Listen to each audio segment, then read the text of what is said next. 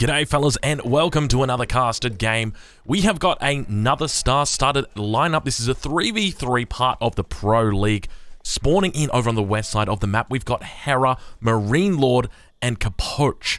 Now these guys are going to be playing Marine Lord. He's going to be playing on the Rus. We've got Capoche down here on the English, and of course Hera in the middle playing the French. Now they've picked out their positions. Hera in the pocket, going to be looking probably towards teching, probably towards cavalry, that sort of good stuff. Then obviously we've got Capoche. Longbows, it's going to be the way of the way that things work. And then up towards the north, we've got Marine Lord, who is on the Rus, so probably going to be seeing a super duper fast castle out from him. Because keep in mind, this is a team game, and he has got so many hunts to choose from. Now, let's go and talk about the other team that we've got. So we've got Demon Sheep, who's over on the other side. Now, I believe this is a Taiwanese player. He is going to be playing the French in the pocket position for us. Towards his north, we've got Siam, who I've always just called him Siamak. That's because his... so essentially, this guy, okay, he's from Age of Empires 3, and his name, for whatever reason, was blocked. But his clan name in Age of Empires 3 wasn't blocked, and his clan name was Siamak. But that name wasn't blocked. Siamak was blocked. So I've just always called him by his clan name. So I apologize if I do say that over and over and over again. You'll know who I'm talking about. But then, of course, we've got Sorakuma, who has been somewhat of an underdog during the Genesis event. Think you cast your minds back towards Genesis. Sorakuma actually came from basically nowhere, and I think he got a top 16 finish, which is pretty insane. He was one victory or one series away from the main event. He's going to be on the Abbasid for us today. So I'm looking forward to seeing what these players are going to be bringing to the table. Obviously, one of the big things that we've seen is archers. So in these team games, it's been all about archers, horse archers, longbowmen. So I'm curious to see whether we're going to be seeing something similar out of the players that we've got today for us. Obviously, we've got the Abbasid dynasty, so I'd love to see potentially a 2 town center boom is what I'm thinking, plus archer play, like just a whole bunch of archers in the second age. That's what I would love to see, but who knows whether we actually see it. Going to be clicking up to the next age, going up with the economic wing here for Sorakuma. Demon Sheep going to be tapping away with the 4 villagers on the School of Cavalry, and then up towards the north, the Rus player yet to drop down a Golden Gate just yet, but I suspect it'll be coming in very, very shortly. But we'll take a look over at the opposing side. Marine Lord yet to drop down his landmark just yet either. Keep in mind, did he double house opening? That is weird. Why would he double house? What's the thought process? Because he dropped these down very early. He didn't drop down a hunting cabin. I feel like this might have been a mistake, but I don't know. I can't imagine any reason why he would be going for that. But anyway, we can see that he's gone a little bit idle here, and this is at a very awkward time, right when he needs to age up. There we go. Now he's going to be able to get some villagers over towards that Golden Gate. Down towards the pocket position, Hera on the French, going to be going up with the School of Cavalry, and then down towards the south, the English player Capoche going up with the Council Hall. So, no surprises so far. Now, we'll take a look at Marine Lord, how he's doing. 350 at the moment, 350 bounty. So, not too bad. Gone a little bit idle here, so hasn't brought in the sheep that he needed to. You can see he's got a couple around here. He's got plenty of scouts out. Actually, it's just that he hasn't really found any sheep. So there is sheep out and about.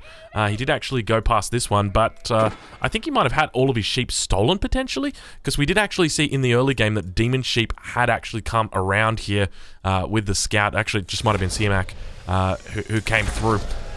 So yeah, doing a nice little job there, and subsequently forcing him to not only go into berries but construct a hunting cabin as well. So normally there's this weird time where the Rus player doesn't have any sheep, but they're waiting for their deer to come in.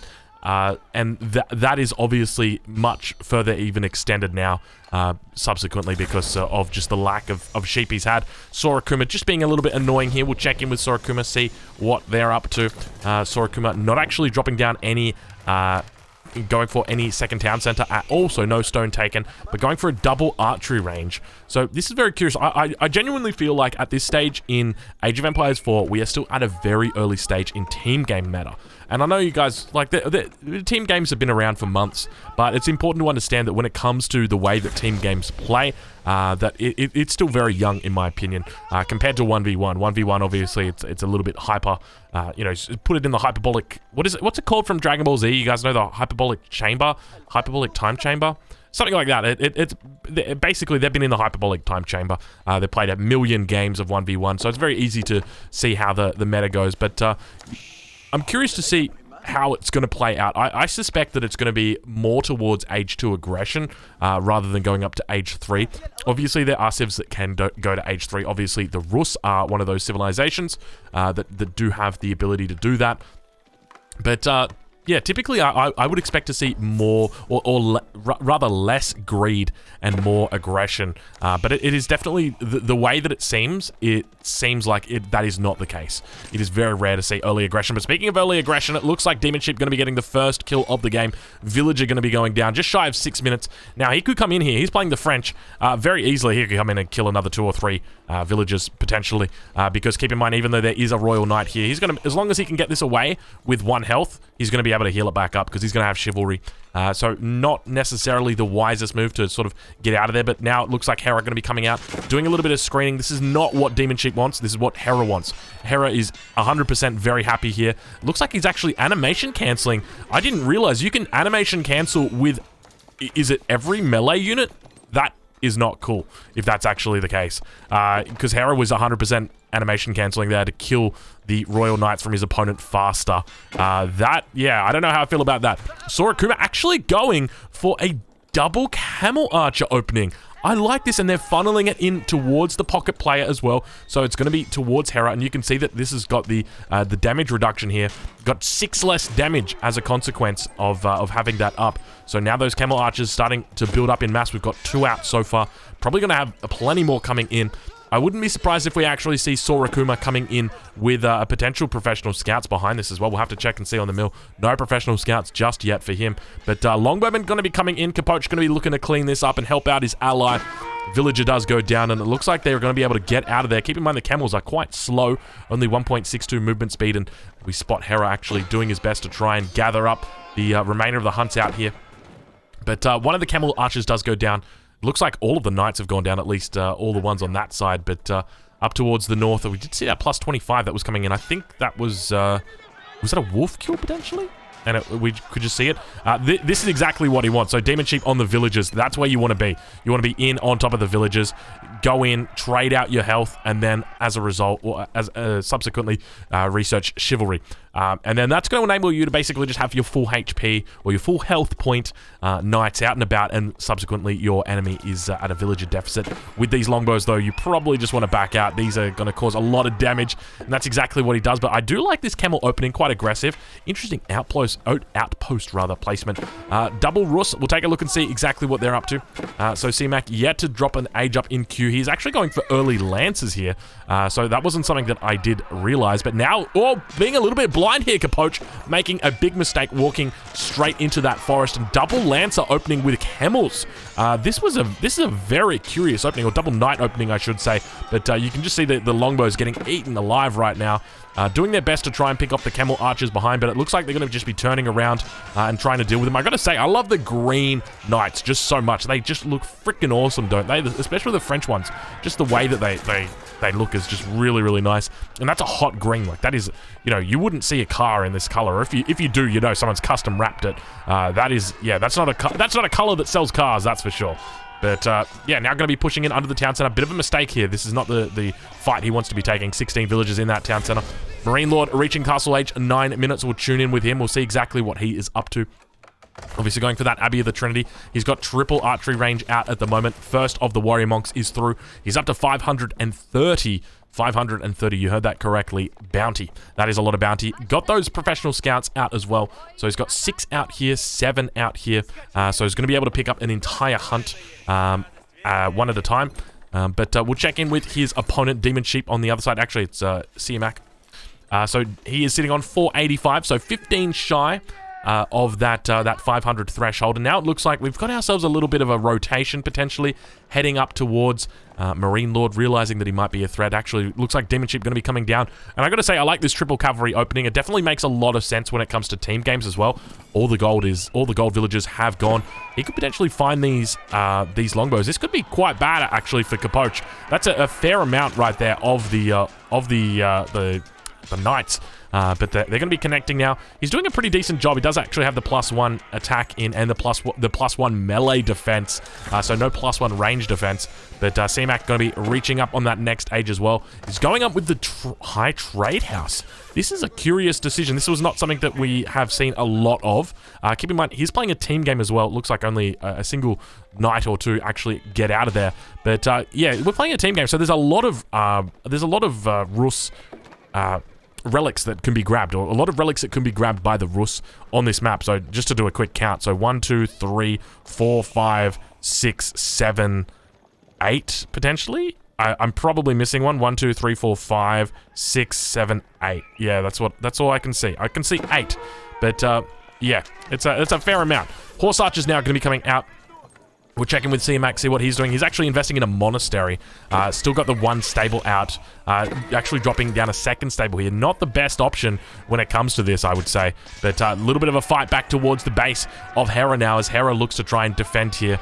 And Capoche doing his best. It's such a beautiful mass here from Capoche. This is part of the reason why, in my opinion, English is such a mandatory pick in these open map types like this, where you have a very clear flank, where you have a very clear pocket.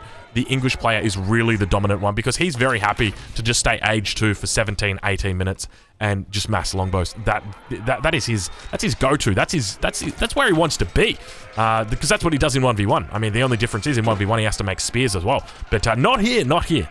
He is just getting to make longbows. But yeah, picking off those Royal Knights. No +1 coming through yet for Demon Sheep either. So players here got to be a bit more careful with their upgrades, because it definitely seems like we've got one player who is highly upgraded and the other who is not so much. So it looks like Hera's also got his blacksmith down. No blacksmith down just yet. Super duper early. Oh my god, three relics in this Abbey of the Trinity already? How many? That's 1, 2, 3, 4, 5, 6. He's got 3. So there's at least 9 out of the map. So I can tell you guys that much. But yeah, he's collecting like crazy. So interesting choice. But now, looks like Marine Lord might have got caught out a little bit of a position here as the Camel tries its best to take these out. But unfortunately going to be going down. And it definitely seems like at this point, Hera's team is at a significant advantage, I would say. Just simply because of this longbow mass. You would think that a team that is going for like double heavy cav plus camel archers would be able to beat, a team that's going longbows and archers, but it just doesn't seem to be the way. Oh, sorry, longbows and cavalry. But it just doesn't seem to be the way. They've got so much damage on them, and the mass that they can get so early in the game allows them the flexibility to just be able to go on the defense or stay on the defense, move around, and then eventually turn that into an offense. We do have the blacksmith that's come through. I suspect siege engineering has been researched. Indeed it has. But now we're going to have a ram drop down outside the base of Sorakuma. So we'll take a look on board with Sorakuma and see exactly what he sees, and quite a decent mass here of camel archers. But keep in mind that the counter to those camel archers is going to be the longbows. These guys are massively outranged and going to have a difficult time going up against these longbow masses. So 3.75 tiles versus 7 tiles. Almost double the range. But now Marine Lord posturing towards the north of Sorakuma's base. They are coming for the flank, so not going for the pocket player. They are going right for the flank. And you can see those camel archers getting picked off, heading towards the town center. Looks like a couple were actually picked off, but he manages to get the majority inside. He's going to be able to get himself up to 15. We'll check in. We actually see that Demon Sheep is up to the next age. So this is another common thing that we've seen, that players that are playing the French are typically in team games going up with the Royal Institute instead, because it enables you to get Royal Bloodlines. And that is going to buff up the health on these Royal Knights significantly. So it'll take them from 230, I think, up to 320. But I'm not 100% sure, so we'll have to wait. We'll have to see. And ideally, he doesn't want to fight before that, because that is such a big such a big difference when you think about it. Like 230 to 320, it's plus 90 when you've got 230 health. Like that's what, 35% of the health pool? It's massive. Probably more than that actually, because 90 times 3 is 270. So maybe even like 38%. I'm not sure exactly. I mean, you know what? We can just probably just check the tech, Drongo. 35%. There you go. It's 35%. So, yeah, it's a pretty decent amount. But keep in mind, Hera, still in Age 2. He's obviously just going to be pumping in plenty of knights. He's up to 18 knights at this point in the battle, or, you know, towards the base of Sorokuma. His opponent, so we'll take a look over at Demon Sheep and see what he's on. He's on 13, but obviously he's going to have veteran status, and he's also going to have that buff. It's up to 310. There you go. So not 320, 310. And compare that to the Royal Knights of Hera. He's only on 190. So quite an effective health boost right there. Going to be enabling him to tank. So great communications coming in here. Sorokuma actually doing a pretty decent job of defending at this point in time. We'll head into the cinematic mode just so that we can witness it in all its glory. But these knights from Demon Sheep look like they might actually be going down. Capoche holding strong, but the reinforcing lancers from CMAC, or rather knights from CMAC, look like they might actually get a good cleanup down towards the south, as the camel archers are actually going to be able to chase away the horse archers. Horse archers have got a pretty close range to the camel archers, but do slightly outrange them as we head back towards the UI. There we go. But yeah, they're managing to repel this pretty decently. When it comes to the team scores, I'm not sure what the best way to demonstrate that is. We can take a look, players score. So you can see 3 players at the top versus the 3 players at the bottom. It seems to be pretty even at this point. We can see Marine Lord's score is quite a lot higher than everybody else's, but at the same time, Hera's is quite low. In fact, I'd probably say about the same size as Sorokuma. But other than that, yeah, Demon Sheep and CMAC quite high at this point. So this is definitely appearing to be a game that might go on for quite some time. We'll take a look now towards Marine Lord. He is the player in the game with the highest score. So currently sits with 5 relics in the bank. He's also captured Sacred Site up towards the north, down towards the south, and he's got a 5th or a 6th relic, is it? And also captured the middle one. So he has got a huge gold trickle in the bank. You can see him sitting there with 1,700 gold at the moment. So he's having a great time. Capoche now getting up to the Castle Age as well. Going up with the King's Palace. So no surprise there. This is a wonderful landmark. Probably the best landmark in the game, I would say. That is how good it is. But yeah, beautiful mass of longbow he has retained at this point. So I want to see with Marine Lord what he's actually got in the way of upgrades. So Boyar's Fortitude has come in. He's got +1 at the moment. He's got so much gold. He could literally just click on all of these upgrades and be absolutely fine. He could have all of his upgrades in. But Boyar's Fortitude has come in. So for anybody unfamiliar with that, it actually increases the health points of all cavalry in the game by 20 points. Well, not in the game, but all your cavalry by 20 points. So your scouts go from 110 up to 130. Your horse archers go from 85 up to 105.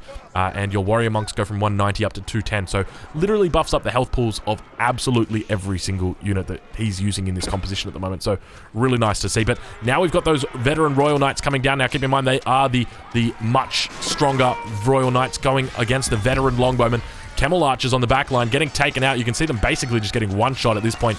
Beautiful splits coming in right there. Relic does come in on the back of this Warrior Monk. He could potentially get off a nice WOLOLO here. There are a couple of units to take, but he's going to go in for the WOLOLO now. It does look like it's going to get sniped, and indeed it does. The Horse Archer's going to be trying their best and managing to take it down.